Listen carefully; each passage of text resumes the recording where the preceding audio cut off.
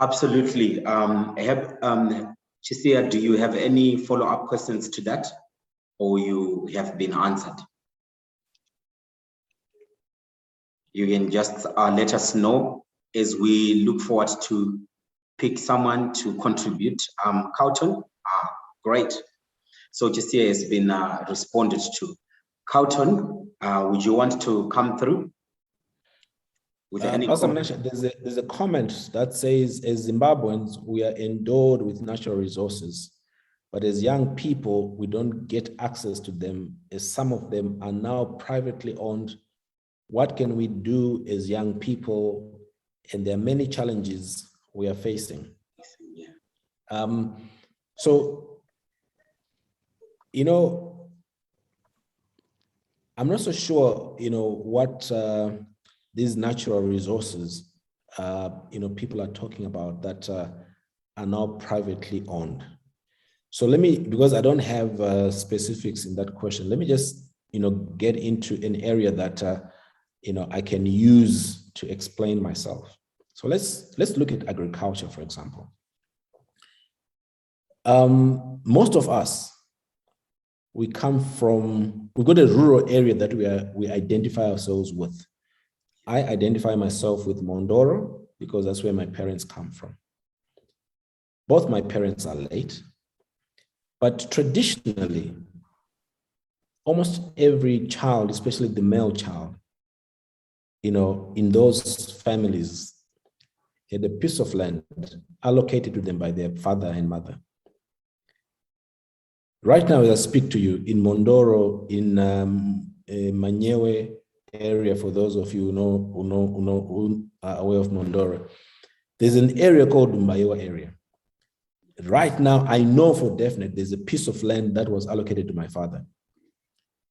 One of my, you know, father's, one of my brothers from my you know, from our clan is actually farming on that piece of land because we are not farming on it. So I can't tell anybody that I don't have a natural resource to give me a good start. I can't.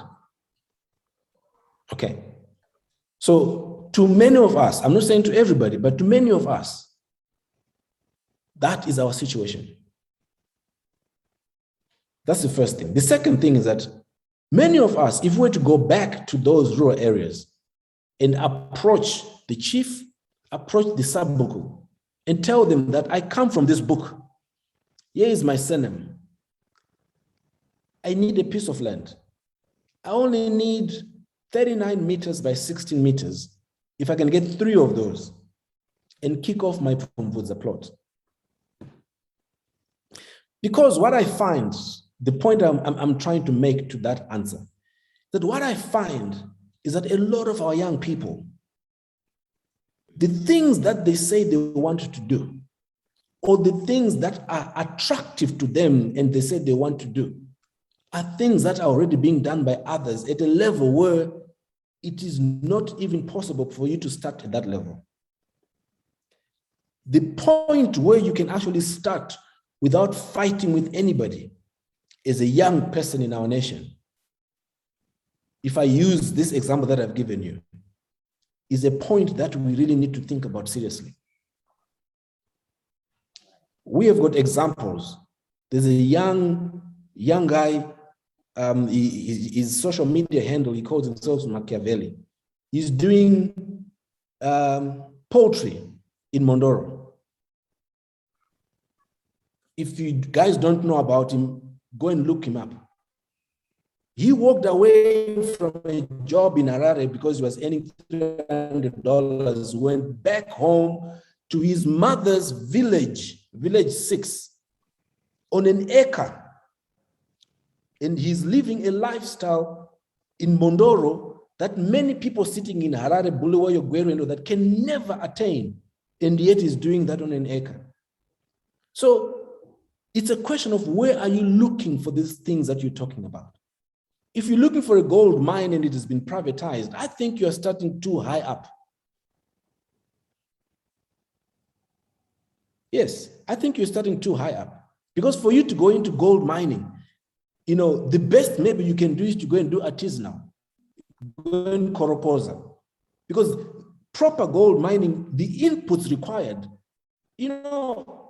I don't think it would be fair to ask our government to give you, that kind of investment now when you've never even proven yourself. I would give Machiavelli, $10,000 for him to go and do his next project, because on an acre, he's shown me, he's proven to anybody. So he's doing his poultry and he's doing horticulture. So there's so many opportunities in Zimbabwe, so many opportunities, but it's a question of where do you want to start?